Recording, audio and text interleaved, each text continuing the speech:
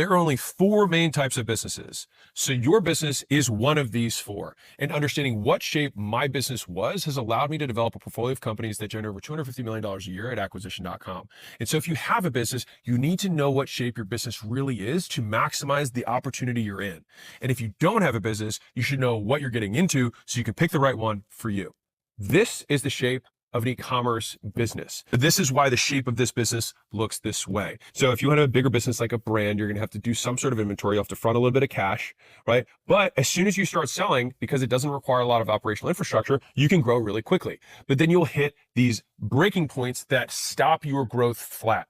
And so either these will be cash constraints in the business, as in like you don't have enough money to buy more inventory. It could be traffic constraints, like all of a sudden your ads just stop. It could be that you've maxed out your distribution. Let's say if you're retail distribution, it's like, okay, we got 7,000 more 7-Elevens. It's like, okay.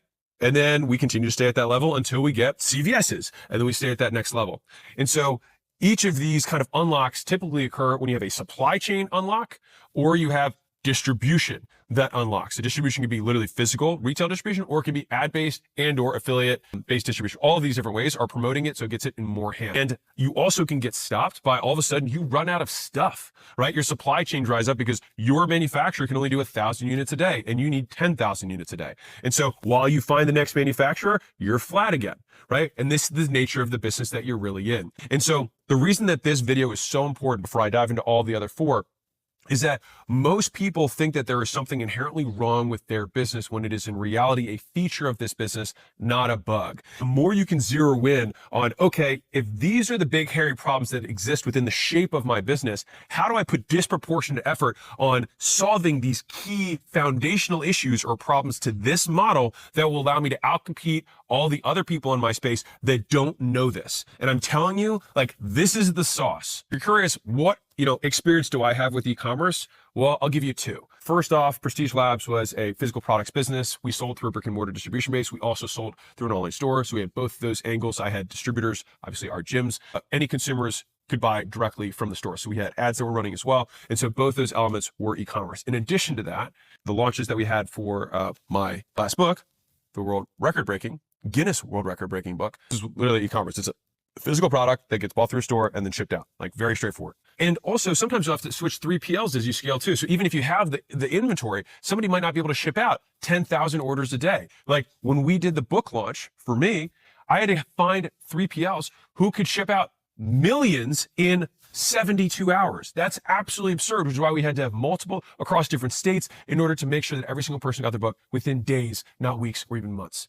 I talked a little bit about the cons, but let's talk about the pros of this. So e-commerce, it can scale relatively fast compared to some of the other business models. And the reason for that is once you have the stuff, I mean, it's really just like how fast can you hand it to somebody in exchange for money? And if you have, a Shopify store or a e-commerce store, any kind of online store, like they can just click and buy, and then you have somebody else who's shipping it straight to them. As long as they can ship it and they can buy, you can sell a lot of them. The issue is when you run out of stuff, the guys can't produce it. You can't get raw materials. They can't ship enough of them. These become the constraints. But fundamentally, if you're operating within all of those, is in they can ship more than you have. You've got enough inventory. As long as people keep buying, the number just goes straight up. That's e-commerce. What's this puppy? So this is the puppy that 78% of businesses in the United States are based on, look like this because they are slow and steady. So if I wanted to make it a little bit more accurate, I would have drawn it more like a straight line because this one's taller, but I only had this much space. All right. But it's a slow and steady growth curve. Why does it look like that? It looks like this because service businesses are very easy to start because they cost nothing. At the very beginning, you literally just sell your time, which is why it's the most common business that people do start. They learn one thing and then they start doing that work for other people. Very simple. But then once you learn that thing, the better you get at that thing, the harder it is to get more people who are as good as you at that thing, which makes it like the more you can charge, the harder it is to get more people that you can charge that money for and still deliver that quality. This is the inherent difficulty with service-based businesses. I'll give you two polar examples here. Gym is a service-based business, right? Pros of that particular type of business is that it's easy to hire that talent because 1, it's low skill, and 2, many people love it. It's almost like hiring musicians. Plenty of people would do it for free. They coach classes for free. They're passionate about fitness. Where it's more difficult in that business is it's very hard to, number 1, sell, and number 2, retain customers because people don't like working out. Now, on the flip side, vast majority of service businesses are people doing work that other people don't want to do. And so this is the fitness coaching business is unique in that it is coaching. The vast majority of service businesses, there is no coaching. You just do the work, right? You fix the roof, you put in the garage, you do the accounting for them, you do the legal work, you build the website for them, right? So for any of those businesses, it's actually very easy to do the sale because you say, I'm going to give you the outcome and you don't have to do anything, right? And so if you're actually good, almost all service businesses, when they are done for you service businesses, almost never, if they're any good, have a problem getting customers. The difficulty they have is hiring good talent. So you want to invest your cash in two core places. Number one is going to be talent, meaning you want better, smarter people who are coming in. So the raw materials that are coming in, we want to increase the quality of those raw materials. Now, we still have the training that we have, but if you're training a genius versus training a dodo bird, training the genius is still going to work better. So we want higher base level people, higher horsepower, higher intelligence. If we look at the ultimate versions of some of the highest grossing service businesses out there, what do they all have? They have unbelievable talent machines and they attract the best and brightest, right? So number one is that you're going to be reinvesting money into the recruiting side of the business so you can get the best talent. The other side that you're going to be putting money into is going to be brand, right? Now, brand is going to benefit in both places. One, it's going to allow you to charge premium prices over time. And it's also going to allow you to attract premium level talent because they want the association. They have their own personal brand. They want their association with your brand. Now, the way that I can see how scaled up or how progressed an entrepreneur is in the service business is actually with one metric, which is what they charge. So think about how interesting. So I'll explain why I think this is a very interesting, like North Star metric. If you do a good job at what you do, then you should have a supply constraint in your business because more people want your services. If more people want your services and you're supply constrained, what happens? Well, if we're supply constrained, and we have more demand than we have supply, what should we do? We should raise our prices. And as we raise our prices, we should increase our gross margins. And as long as we have good training and we can maintain a reputation, what happens? More customers come in, more demand, and then we can continue to raise our prices. And so it should be a process of consistently being able to raise price over time and go after better and better avatars, better and better ICPs, if you want to use that language, ideal customer profile, I think that stands for. Basically the type of customer that you're going after, right? The prospects. You want better and better people who can write stroke bigger and bigger checks. And the only way to do that is to typically have the track record, having done this for years and continuing to level up. And you can only do that if you're good because you have more demand and you have supply. And that's the game that you ultimately want to be in. So that's shape number 2. Drum roll, please. That brings us to shape number 3. So quick guess, what do you think this is? This is an education consulting info media business. My credibility around information businesses is that I happen to own a software platform that allows people to start information businesses called School. And so I have access to quite literally millions of data points in terms of what makes this business work and what doesn't. This shape scales faster than any other of the 4 shapes. You can notice that it's almost a straight line up. And so this business makes money quickly. And then it hits a hard stop or becomes very difficult to make more money from there. So why is it shaped this way?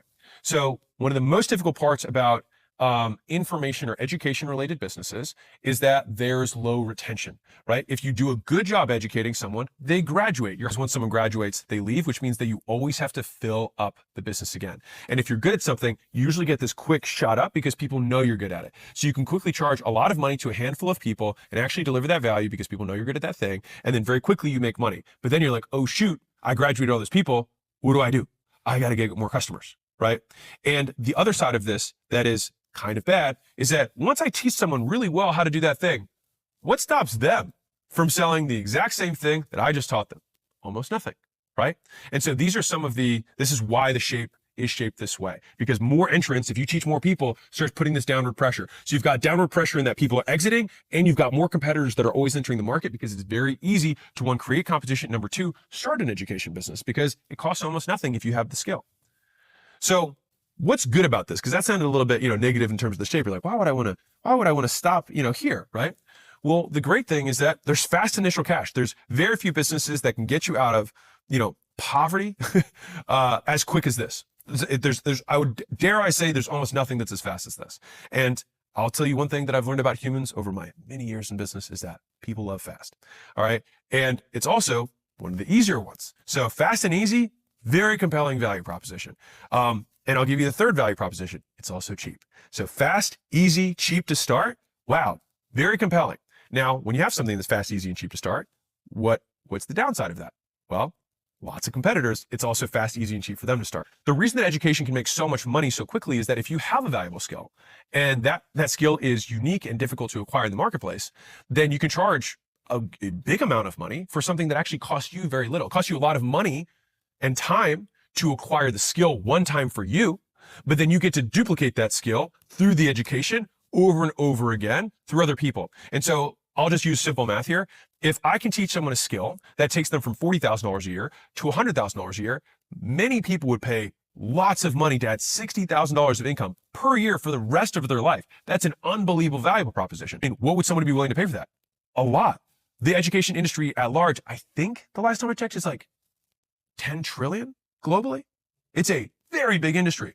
So one of the best branding strategies that you can have is real world proof, right? If you took everything that Warren Buffett has taught between every single public appearance and you turned it into a course and you said how to invest for the long term, how many people would want to buy it?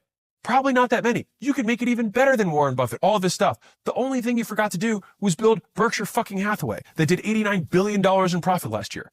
That's what you forgot to do, starting at age 7 and doing it for like 100 years, almost literally. All right. And so he has the real world proof. And so if you want to win in education, the best way to start is be better than everyone. All the businesses I just described, the fewest number of businesses are in software. And it's because the barriers to entry are higher. Why does it suck? Very slow start. Founders often quit early. Very high burn in terms of cash before you start having money. And even when you do make money, you're still burning more than you're making because of how software works, because of its infinite scale. The vast majority of people are not willing to pay a lot of money for it. The amount that you have to do to get $9 a month from a person, speaking from experience, is a lot, right? Think about Netflix, which is a combination of media and kind of software.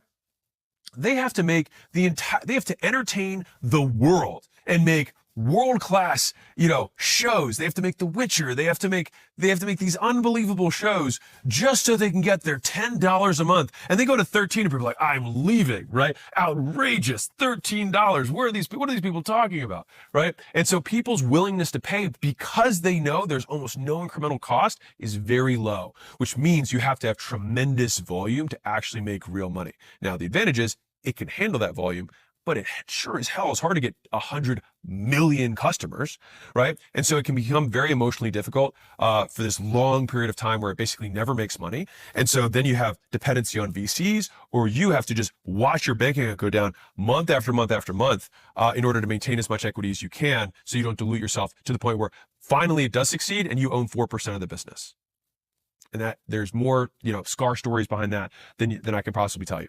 So what's the problem that you have to solve?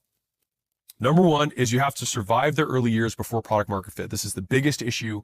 And this is where marketers basically just can't do software. It's just like, it's incredibly hard for them to do because they want to market, they want to sell it. But in order for this thing to actually become big, you have to make sure that people want it and keep wanting it. It has to stick. And so not only do they have to buy, they have to keep using it.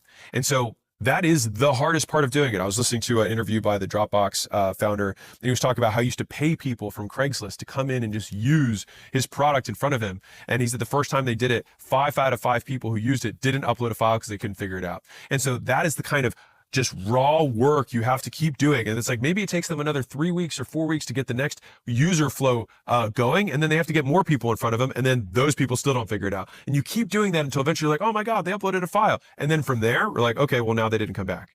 Shit. So then we have to fix that loop. And so there's many loops that have to get completely lubricated within the user experience of the business so they can actually deliver core value. And you have to do that as fast as humanly possible. And so within the software world, there's a great interview or a presentation that the head of growth at Facebook said, and he drew this line and he said, people think growth looks like this. He said, growth actually looks like this. So what does he mean by that?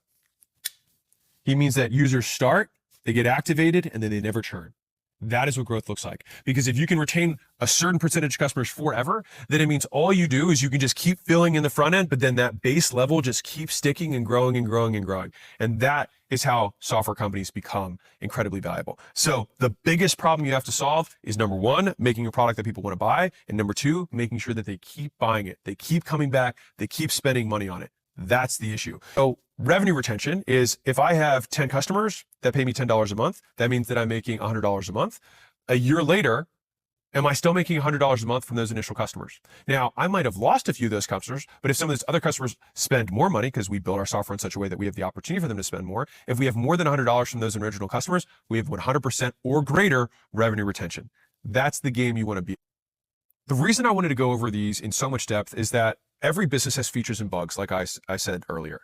And one of the big mistakes that I'll see businesses do at different levels, and I'm talking not just like, $1 million or 10 million, but I see $30 million, $50 million, $100 million businesses come with similar issues, which is their complaint will be a core feature of the business. And they will say, there's something wrong with my business because I'm struggling with supply chain issues. I'm struggling with cash flow as we're scaling too quickly. Or I'm really supply constrained because it's really hard to find good people. Or, you know what? Getting customers is tough. Like ad spend is going up and it's costing me more to get customers every single year, and ads don't really work like they used to. Or, it's really expensive to do this company and we're burning a ton of money and we're just hoping we can make it to our next round, but we're not keeping customers as long as we really need to. We're not hitting our revenue retention goals. Every one of these businesses has features. All right. These are the core hairy problems that make these businesses. And so as soon as you can identify one, there's nothing wrong with your business. This is the core struggle that creates the model that you chose to get into.